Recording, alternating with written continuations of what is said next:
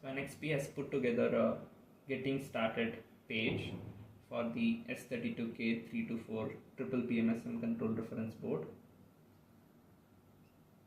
So they've given some block diagrams where we can get to know about what's there on the board, basic block diagram, and how to a step-by-step procedure on how to set up the software for this reference board.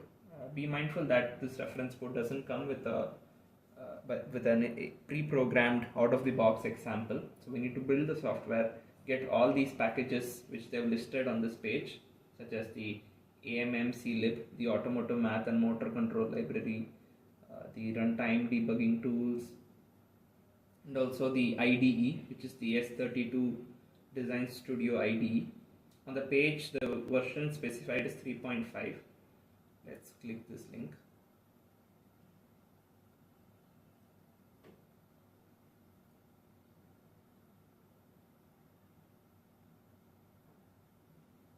Okay, I guess this is the one.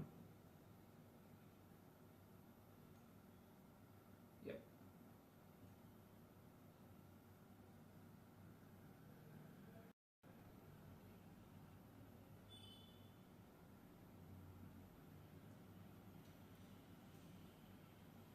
And we have to plug in the USB cable to communicate with the FreeMASTER tool. You can also use a CAN or a LIN interface for that.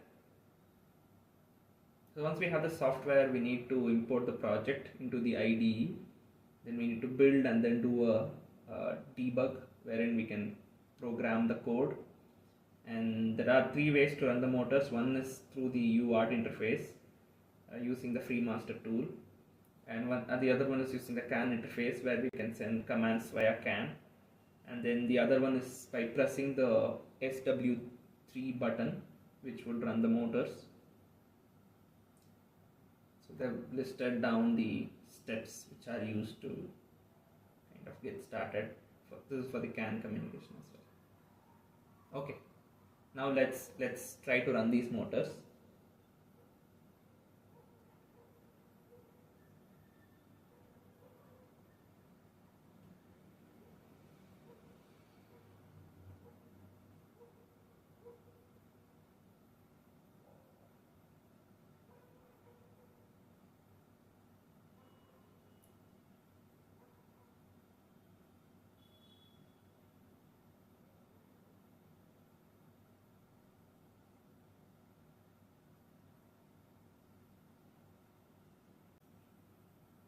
Once you import both the projects into the S32 Design Studio IDE and you have all the dependencies such as the real-time drivers, the inter-platform communication, the FreeMASTER tool, everything, you will see two projects, one for the Core 0 of M7 and one for the Core 1 of the Cortex M7.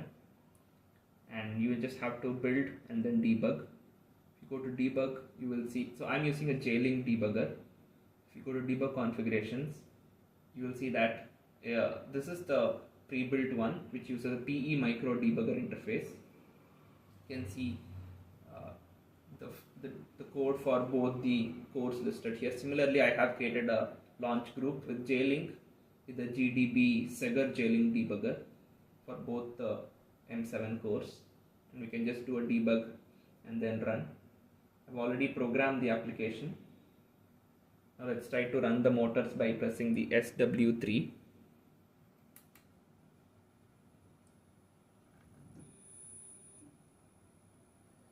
So fault occurred on the other two motors, so they're not able to run. Can do a reset and then try to run it again.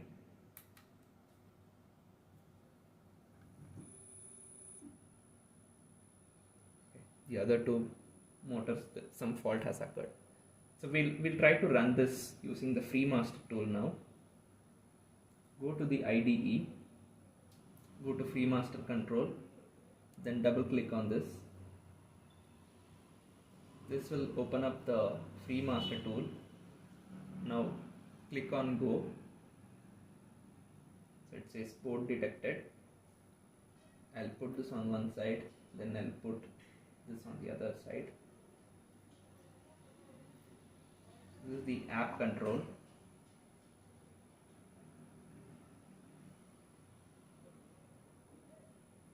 So let me stop this. We'll start with a lower RPM.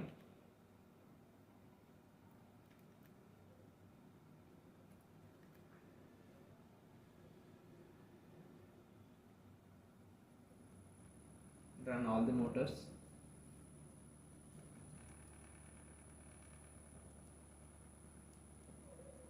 So we can stop maybe one motor, the other one.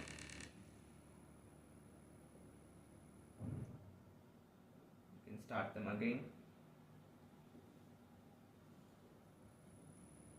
Motor 2 and motor 3.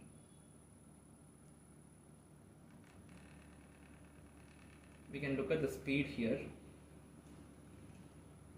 One color indicates the speed of the FOC loop and which is the actual speed, and the other color indicates the required speed. Look at that here, and we can slowly increase the RPM to 1000. Okay. A fault occurred here. We can clear the fault, then start it again.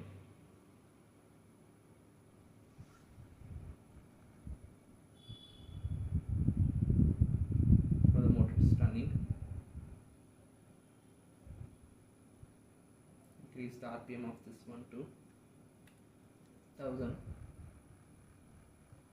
This one as well. Fault occurred here. You can clear the fault. Start it again.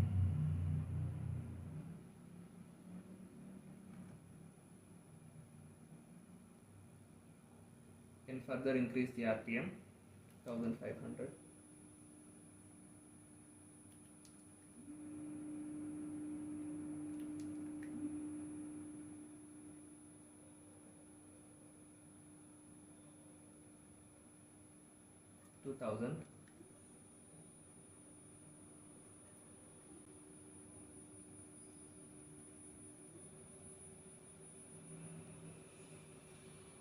Now all the motors are running at 2000 RPM, but we can see that the FOC loop is actually not able to get to the 2000 RPM stage, and if we try to increase it further, the FOC loop would still stay at whatever speed it was before. You can see the speed required has gone up, but the actual speed is still low.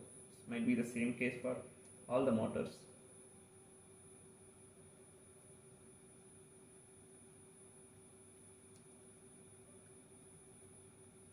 And if we try to increase it further, possibly a fault will occur. Let's try to give it 2400.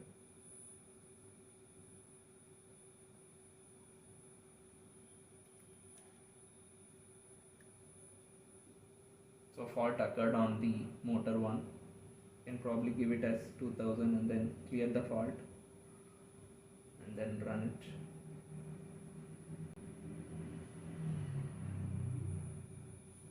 Yeah, you can see the RPM raised and it has reached to the 2000 limit. This is the basic operation of the triple permanent magnet synchronous motor using the FreeMASTER tool.